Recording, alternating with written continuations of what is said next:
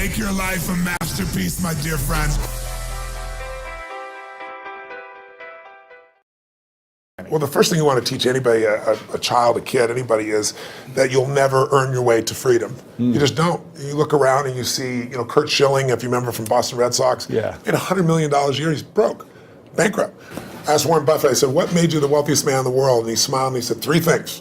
He said, living in America, great opportunities, having good genes, so I lived a long time, and he said, the last thing is compounded interest. And we all know about compound interest, but I give you the example in the book of this guy, Theodore Johnson, worked for UPS, never made more than $14,000 in income in his entire life in a year. And in old age, he was worth $70 million. And how did he do it? All he did was he took a percentage of his income. His percentage was 20%. Now, his family said, we can't save any money. But he met a friend who said, if you pretend there's a tax, and the tax just took the money away from you, and you never see it, the money just comes out of your account and goes in an investment account, you'll be financially free. And so he was disciplined, he didn't look at it, it happened, $70 million by compounding. So people's mistake is, and kids don't know this, adults don't know this, that you won't earn your way there, but you can compound your way there. What I wanted to do is say, where do you put that money? That's the trick, right? That's the secret. Well, the first trick is actually doing. Almost nobody does. Right. The second trick is you really have to understand where you're going to get hurt, because the fees. The fees are just destroy people. You have a whole chapter about the fees. I was like, this is incredible. Isn't it wild? It's nuts. Like, you lose so much money just on the fees. Well, just so people have an understanding, 96% of all mutual funds never match the market. I mean, they never beat the market. So I was just on a morning show this morning, and Michael Bloomberg's, one of his guys that has some of his money. So this is the only industry I know of where people think they can be a doctor. They think they can be a financial planner. And I said to him, well, look, the statistics, Warren Buffett taught me this. He said, Ray Dalio told me this. David Swenson, who took Yale from $1 billion to $24 billion in 2 decades. These are people telling me this. Right. Nobody beats the market except a couple unicorns that nobody has access to. And I said, I didn't say you're not one of them, but I said, here's the truth. 96% of mutual funds don't match the market. That means 4% succeed. Now, what are your chances of picking the right mutual fund? People don't know what they're doing. They put their money in a 401k. They pick a mutual fund not knowing what it is. If you play blackjack, and you and I play, and you get 2 face cards, and your inner idiot says, hit me, I want to give 1 chance in a million, I'm going to get an ace. You have an 8% chance of winning. If you try to get a mutual fund, you got the 4% chance of winning. So what I show people is, not only do you not get the result, thinking logically, if I hire someone else to do it, they'll do better than me, but in addition, you pay around 2,000% more than it's worth, meaning you get the same exact product, the same stocks. If you own the index, right? You own a piece of all of America's best companies, say the Vanguard 500 index, 500 top companies, that costs 0.17%, like less than 0.2% versus the average mutual fund is 3.17. So compounded over time. But first, just hear that. So you're just like, the average car sold in America is a Honda Civic. It's $20,000. You can get the Honda Civic for $20,000, or you can pay $350,000. That's the difference between 0.17 and 317. But if you look at it over a period of, like, how old are you? 31. 31, okay. So let's assume you and a couple buddies at 35 managed to put aside $100,000, and you manage not to add any more money, but to grow it at 7% in spite of ups and downs in the market. And you're 65, how much money do you have? Well, if you paid 1% in fees, over those 30 years, your $100,000 became $574,000. Not bad for never adding another dime. Right. If you had 3% in fees, had the same growth, but 3% in fees, you now have $324,000. Almost half as much. $250,000, 77% less money.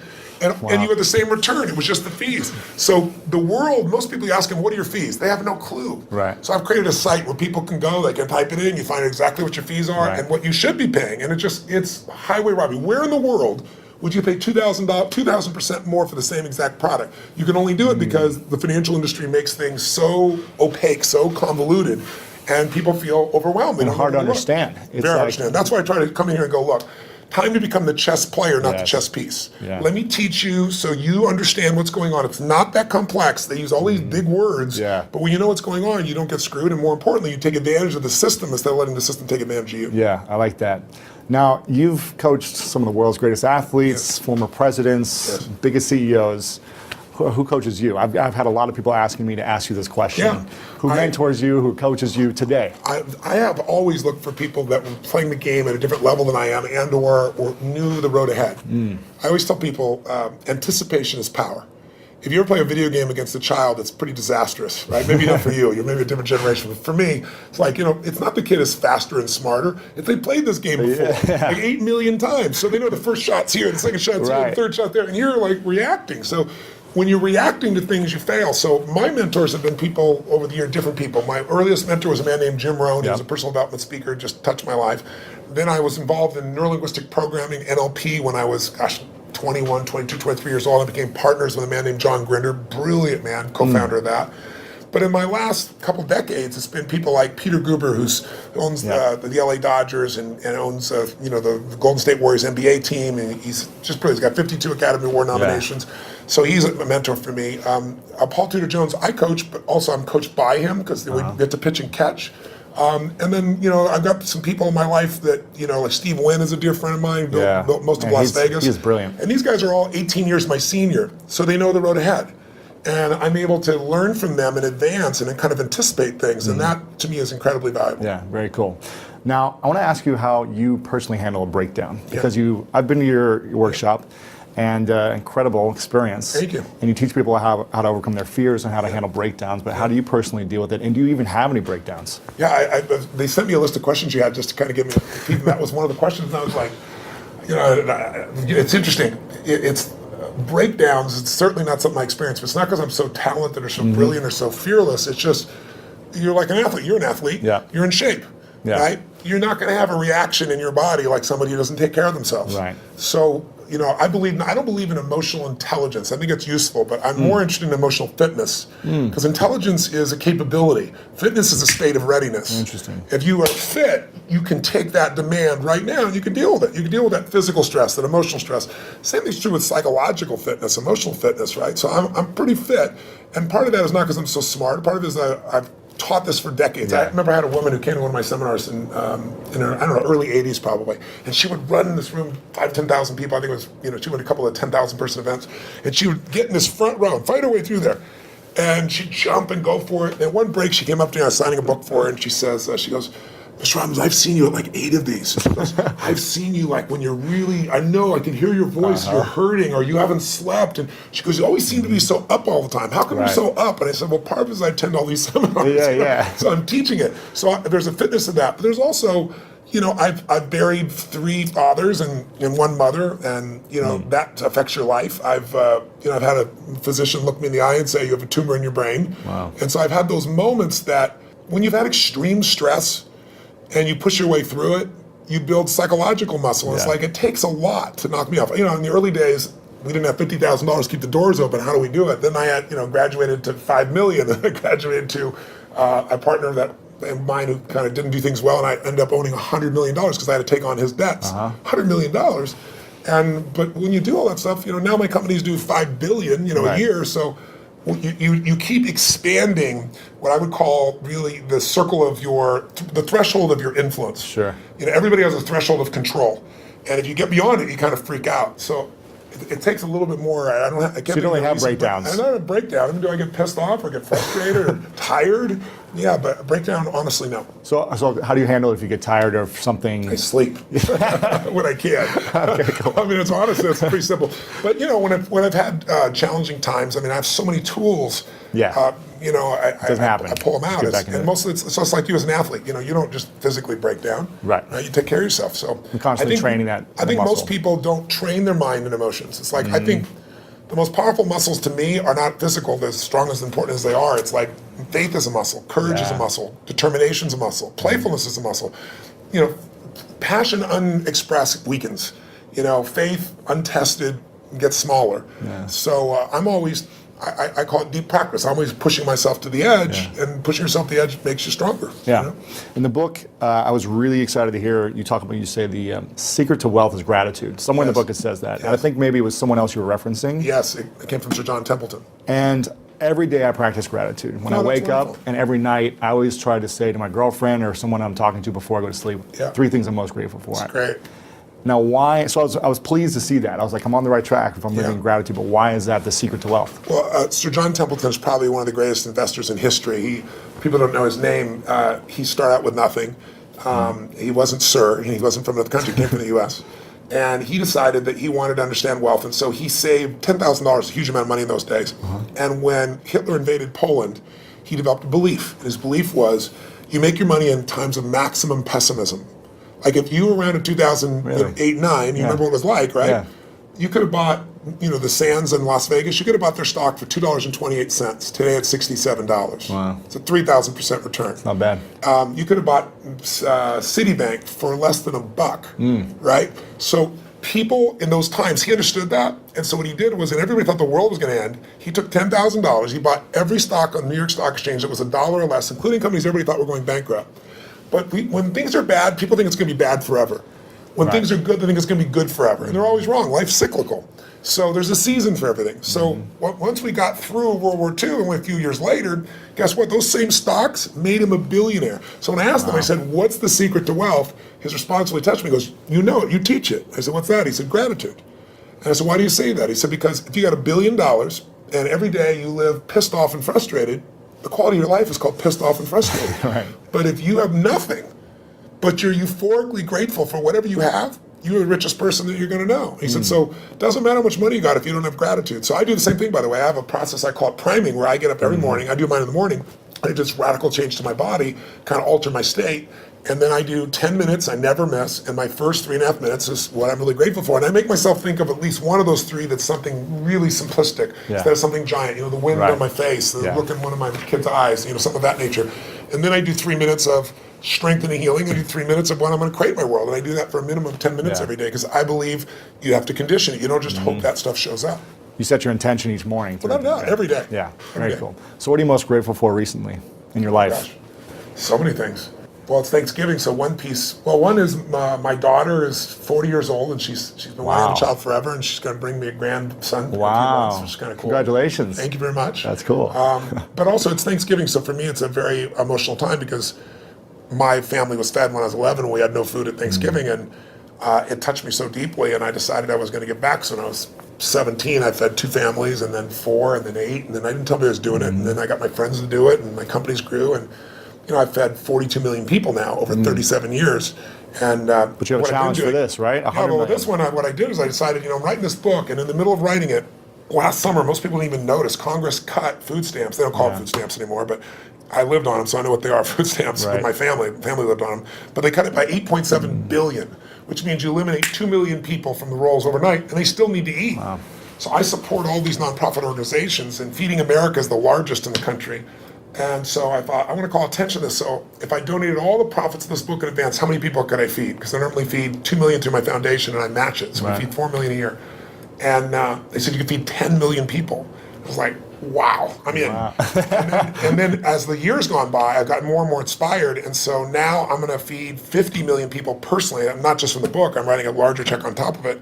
But also, I'm working with Feeding America to get matching funds to feed 100 million people. Incredible. So to go from my family not being able to eat to feeding 100 million people is a pretty amazing sense of gratitude and a sense of grace. And I've done my part, but there's been grace in that as well. It's amazing. It's incredible what you're doing, and very inspiring. So thank you for doing that. So anybody gets the book, You're feeding I'm not getting any families. prominence for you, but it'll also feed on average 50 families every book. 100% is being donated. 100%. Not only 100%, More than that. Yes. That's amazing. Yeah. Now, I think I also read in the book, I don't know if you said this or someone else said this, but the key to living is giving. Yes.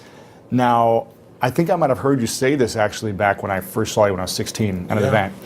And I remember thinking, I don't have anything to give. I don't have any money. How am I supposed to invest my money? 10, 20% every month. And then how can I give on top of that? But I really understood that, it's so valuable and important to give. And I work with a lot of nonprofits myself, building schools for kids around the world. That's wonderful. And I've seen a big impact in my life, in the way I'm able to serve people. Sir John Templeton told me that he's never seen anyone tithe, which, tithing is usually 10% of what you earn, for at least a decade, who didn't become incredibly financially free. Wow. And I think the reason is, I had a moment like when my whole life changed. It was kind of twofold. I was really young, like yourself back then, right? Working my tail off, trying to build a business. And you have big goals, you don't always succeed to start with. It doesn't just come together, right? It was hard. And I remember I was so frustrated because I was working 18-hour days and nothing was working, and I was broke, and I felt embarrassed. I should be doing better than this. Sure. And so I was driving home from Orange County on the 57th freeway in San Gabriel Valley out near a place in Pomona, California. It probably doesn't matter anybody else, but I can remember it so vividly because it was almost midnight. And I was at this breaking point. And then I was like, why am I not, doing better? And then I just pulled over the road, and I used to keep these journals. I still have them, written journals. And I wrote in big lines, the secret to living is giving. And I started to cry. And I realized I am so focused on what am I not getting. Receiving. I'm not focusing on what I'm giving. Yeah. So for 6 months, man, it turned me around. But then, something else to get in your body. It was in my head, it was in my heart, but it had to get in there to stay. And I started going through some really tough times, and I lost everything financially. And I was mad at everybody because I'd loaned a friend $1,000 and, I'd been doing well. And he didn't even return my phone call. Oh. And what changed me was I was down to, I don't know, $22, $23, something like that. I don't know, it was $24. Enough that I knew that I didn't have money for food for the next week, clearly. And I didn't have any prospects. And I was living in Venice in this 400 square foot bachelor apartment, feeling sorry for myself, getting pissed off. And I thought, you know what, I gotta eat. So I'm not gonna drive my car because I'm not gonna spend the gas. I'm not gonna pay for parking. Sure. I'm gonna go to an all you can eat place and load up for the winter, right? So I can get more, like one meal a day. Right. And so there's a place called Marina del Rey, not far from Venice. And it's a beautiful community, and it's right on the water. And there's a place called El Chorrito. It's still there. It's a little restaurant. It had taco bar and all that kind of stuff. So I walked there for the 3 miles, and I go, okay, I'm going to go and load up. And I was all about myself and getting through this. And this woman walked through the door, actually a very attractive lady. That's probably why I caught my attention. And I'm waiting to see who her boyfriend is, and there's nobody up there. There's a little guy down here. It was obviously her son.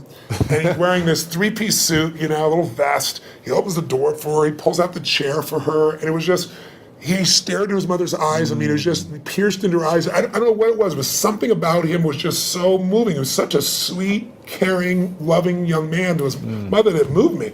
So I paid for my meal. I don't know what was left, $17, $18. Put it back in my pocket, was left. Walked up to this young man, introduced myself, and I said, hi, I don't remember his name. I think he said his name was Ronnie. And I said, Ronnie, I said, you're a class actor. I saw how you opened the door for your lady. I saw you held out the chair for your lady. He goes, she's my mom. I said, that's even more classy. Right. And I said, so cool that you're taking her out to lunch like this. And he goes, I'm not really taking her lunch because I'm just 11 and I don't have a job, Right. I said, yes, you are. And I had no plan. I just reached in my pocket, took all the money I had, changed dollar bills, and threw it right there in front of him. He looked at me like this. He goes, I can't take that. I said, sure you can. He said, well, why? I said, because I'm bigger than you are. Right? And he got this big grin on his face. His eyes got this big. And I just shook his hand. I didn't even look at his mom. And I just walked out the door. But the reason I tell you the story is I had no car. I had no money. I was euphoric. I was like flying home. I mean, it was like, I probably looked like an idiot, probably skipping or something. I mean, I was just, and what I felt was, I should have been like, what the hell did you just do? I have no meal, or are we going to eat? Right. I went home that night, I laid out a plan, and the plan was going to take me, 10 days, 2 weeks. So I thought, well, people fast for a week. I could fast for a week, that type of thing. And I was this great mindset about it. And I woke up the next morning, and I get the old regular snail mail shows up. And it's this guy I've called a zillion times who wouldn't return my call. I open it up, there's a check, $1,000 plus interest and an apology. Wow. So I'm sitting there and I started to cry, honestly, and I was just like, why did this happen, And I don't know if it's true, but I decided that day this happened because I did the right thing. Because I didn't have a plan, it wasn't a strategy. I just thought this little soul beside me, I knew it was right, and I did it. And I didn't do it because I thought I could or I couldn't. I didn't even think about it. And that's the day I became a wealthy man, because I didn't have any money, but scarcity left my body. And I had plenty of ups and downs since that time in various times in my life, but I never went back to that, oh my God, how's it going to happen? Yeah. It's like breathing. Do you stop and say, God, is there going to be any air before you take a breath? You know it's going to be there. Right. You don't run your life by that aspect. And so that to me is what it's about, is showing people, if you won't give a dime out of a dollar, don't bullshit yourself. You'll never give $1 million out of 10 million or 10 million out of 100 million. It's just not going to happen. Right. But if you can do that now, you don't ever get beyond scarcity. You start behind it. You make a decision to get beyond it. So how does someone, when they're living in scarcity, they're living in fear, and it's like this emotional feeling, it's in your body, like you say, when you're like, I can't even pay for my meal, how am I going to start giving? What are some things that people can do to start overcoming that mindset, or start strengthening it or shifting it? I'll tell you a couple things. I'll tell you what I did when I was first on my own. I got my mom kicked my dad out when I was 17. She's a very powerful woman. I have 4 fathers, so they all learned how to get the boot. She thought I was on his side, so she kicked me out next. I was 17. She chased me out with a knife. She wouldn't have hurt me, but I wasn't going back in the room. Wow. And so I had to figure out what to do. And I ended up I stay, and I ended up staying in somebody's laundry room for a while, and then I started reading and feeding my mind, and then I developed this little system, and the system was really simple, and I tell people now, as I say, number one, every single day, you got to feed and strengthen your mind. Until you do that, you're always going to be in fear. Because fear is automatic. The human brain is designed for survival. It's not designed for success. Your brain is not designed to make you happy. That's your job. Right. And the only way you're going to do it is if you feed your mind, because otherwise, weeds grow automatically. My coach, my mentor, Jim Rohn, used to tell me, so Tony, every day you got to stand guard at the door of your mind. You got to watch what's going in, because if you're not careful, stuff will go in. And he said, and all the times it's somebody who cares about you. He said, if your family, if your worst enemy puts sugar in your coffee, he said, what happens? I said, you got sweet coffee. He goes, what if your best friend by accident, or your family, don't mean to, they drop one drop of strychnine in your coffee, you're dead. He said, so life, sugar, and strychnine, and watch your coffee, right? Right. So every day I decided, I'm old enough, honestly, there was no internet those days. I'm pretty ancient. I used to go to the library, because it's the only place you go. And I'd read biographies, I'd read people's lives, and it'd make me go, wait a second, as bad as I think it is, the greatest people in the world had it worse. Sure. So there's something here. So you feed your mind. Jim Rohn used to say to me, skip a meal, but don't skip reading. He said, read 30 minutes a day, I don't give a damn what it is. And today, I don't mean internet crap, I mean, read something, a biography, read something that's a strategy, read something that's going to change your life. Then the second thing I tell people is feeding your mind's great, but you've got to also strengthen your body. And you do that as an athlete naturally. I learned to do that because fear is physical, right? You know where you feel it. And if you go work out, if you go lift, if you go run, even if you're out of shape, you just go for an intense walk, that experience alone changes you. Like every day of my life, the first thing I do before I do my priming, if I'm at one of my homes, I jump in some hot water for fun, and then I jump in freezing water. And I have, a river, and one of my homes in Sun Valley, and I've got cold plunges everywhere else. So I go in 57-degree water, boom.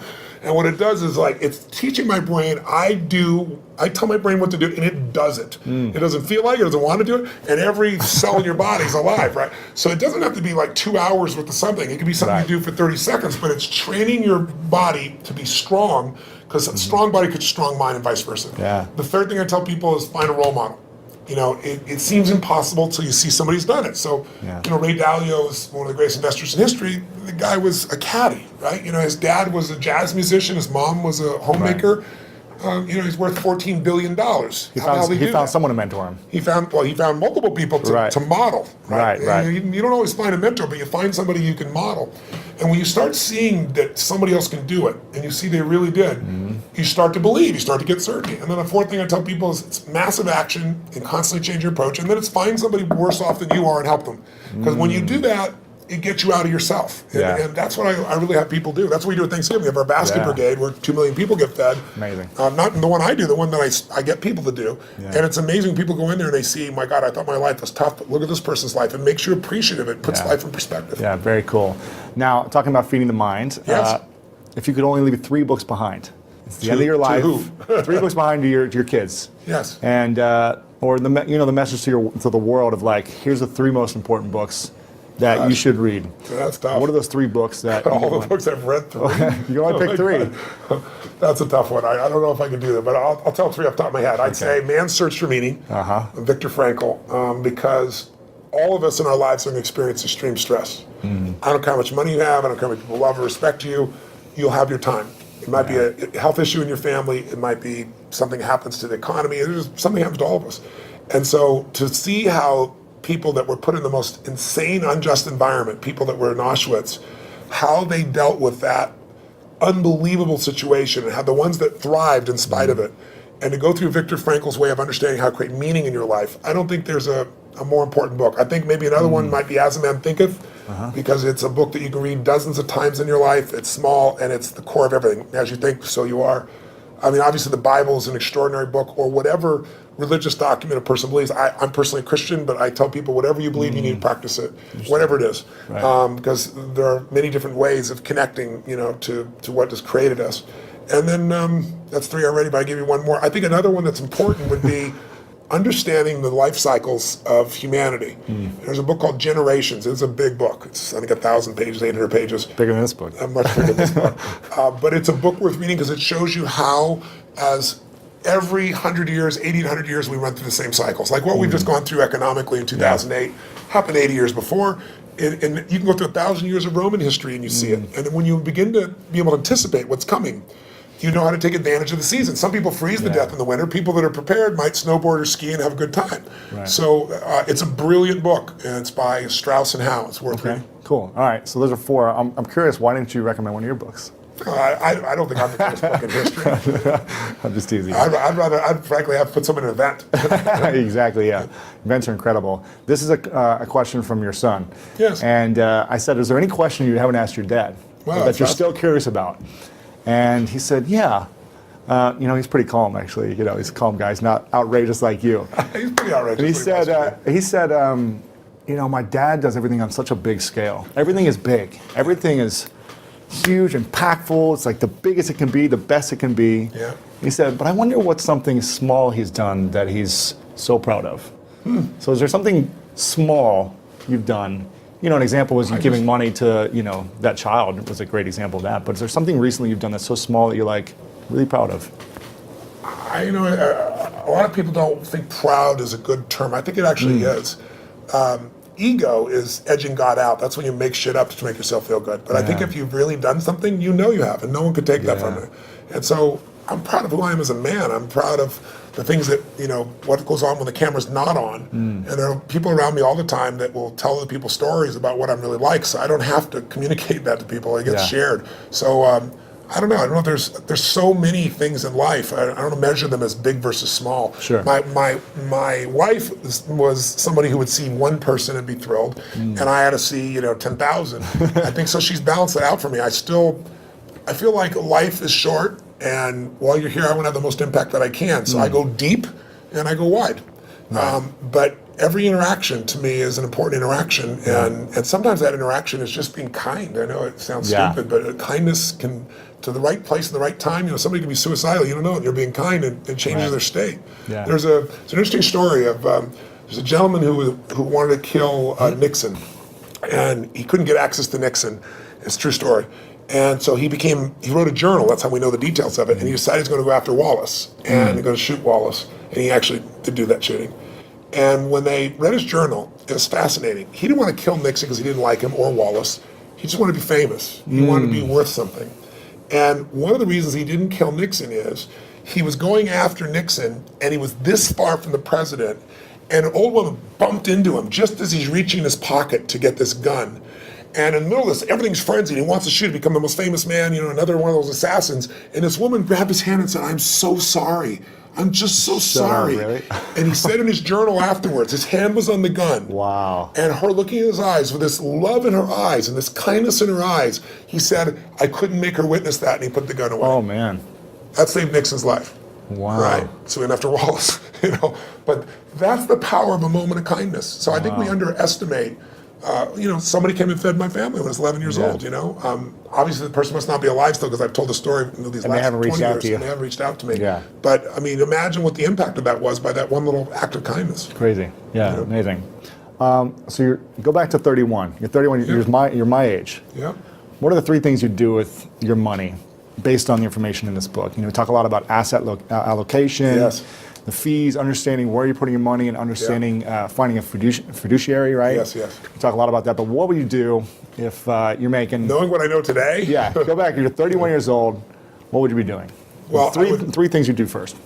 Well, you have a good income, so we're talking about you, yeah, right? Sure. Okay. So you're making 6 to 7 figures. Great, that's wonderful. Yeah. So what I would do in that range is I would take and I would model one of the best masters. If it was me, one of the people, asset allocation, so people are clear, is the one thing that I met with David Swenson. He took $1 billion, turned it into $24 billion in 2 decades, in 20 years. Just mind-boggling. $1 billion a year, right? Just think about that level of doubling. It's just mind-boggling.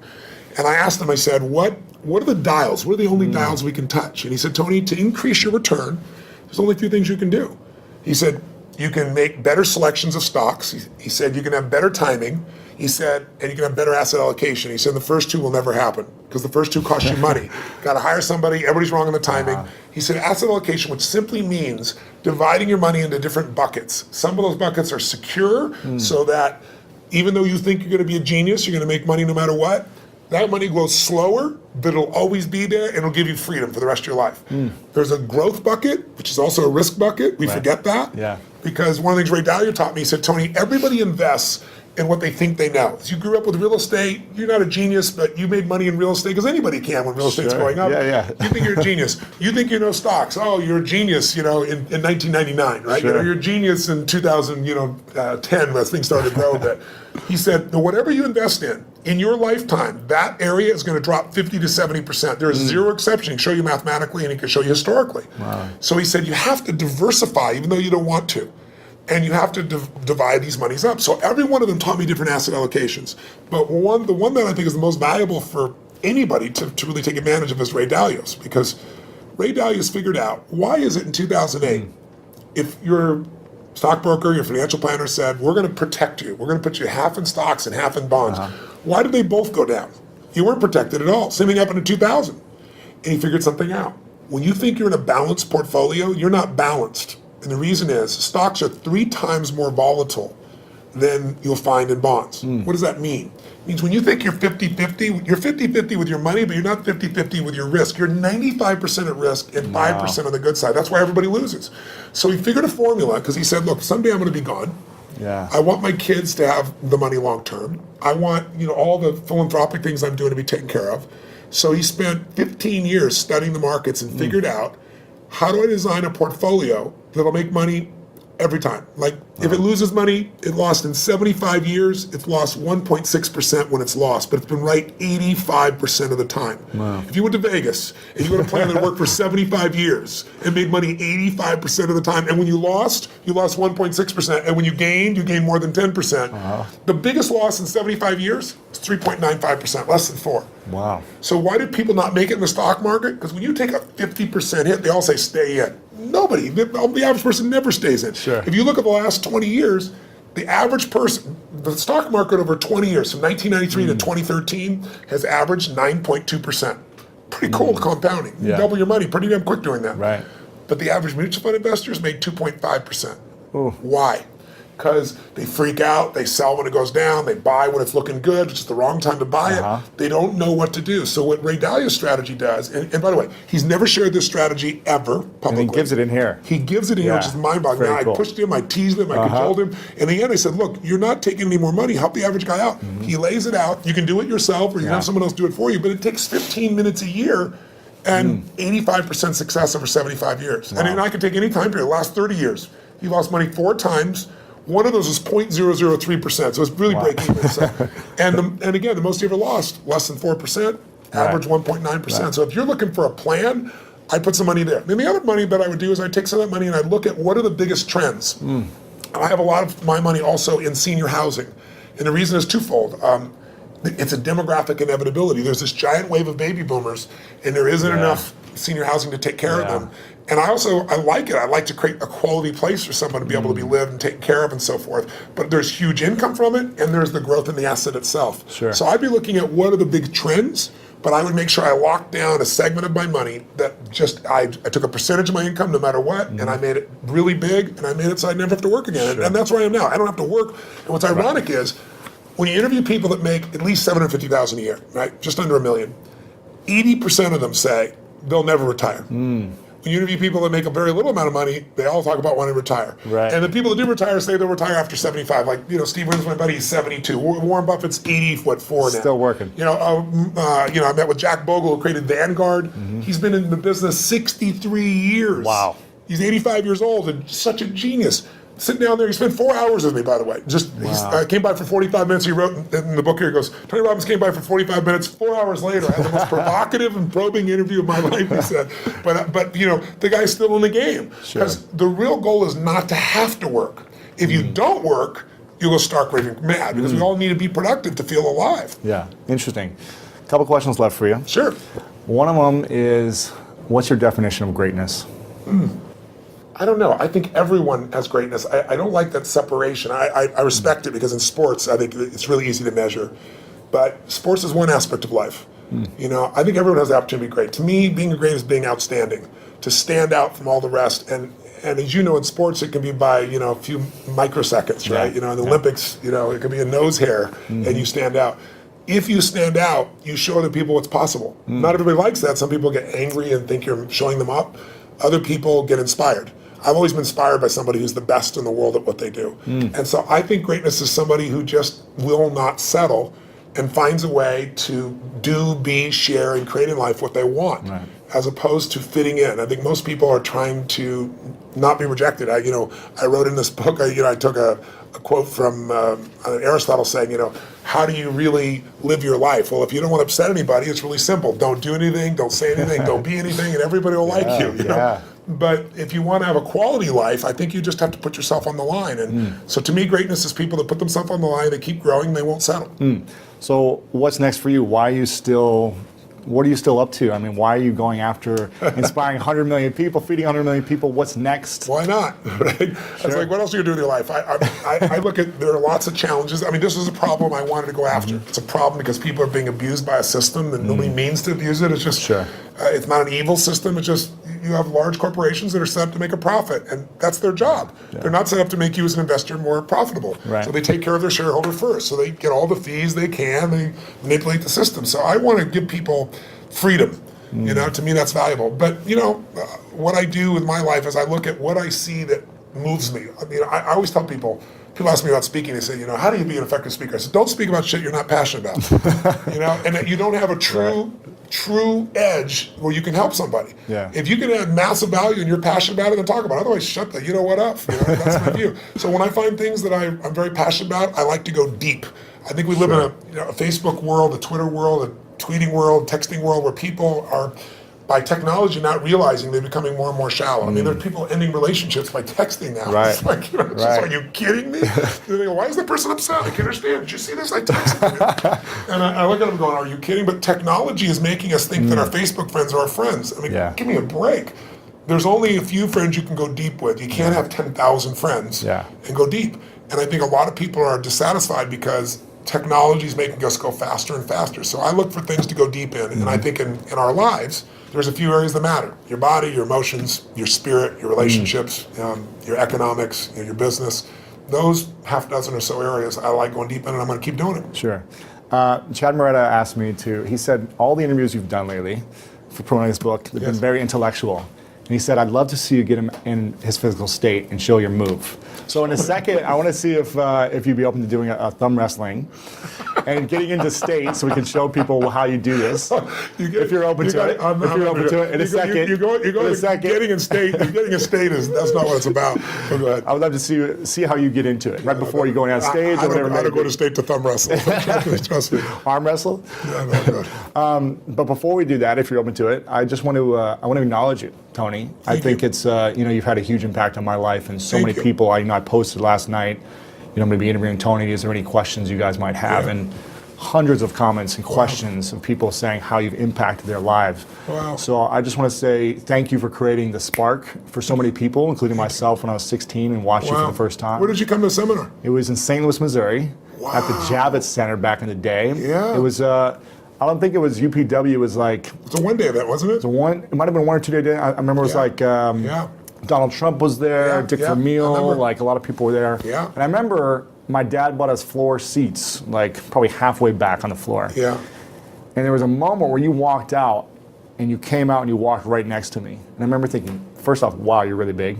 Well, you're pretty big yourself. I was smaller then, but I remember thinking, how, this is so inspiring that someone can take an idea of what they want, their vision, and create it and manifest it into speaking in front of thousands of people and really adding so much value to the world and so many people's lives. And I remember then thinking, that's something I would love to do one day, is be able to turn a vision into reality. And, so I want to acknowledge you for creating the spark in so many people. Every workshop you provide, so many people are moved and changed.